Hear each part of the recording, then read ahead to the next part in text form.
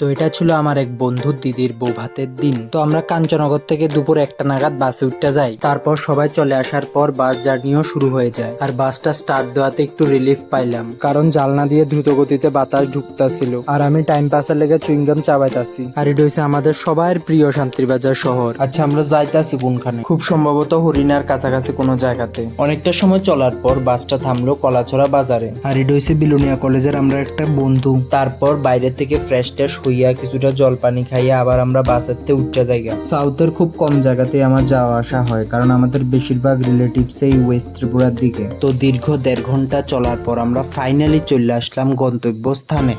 তো বাইরে বেশিক্ষণ রোদ না খাইয়া ভিতরে গেলাম গা। আর এন্ট্রেন্সে এই ছোট্ট গণেশটা দেখতে খুবই ভালো লাগতেছিল। আর এটা হচ্ছে বৌভাতের মূল আকর্ষণ, ব্রাইড এন্ড গ্রুম। তারপর খাওয়ার সেকশনে কিছুক্ষণ হাওয়া খাওয়ার পর প্রথমে স্লাইস এবং পরে জল ও মিষ্টি দিয়ে খাওয়া শুরু করলাম।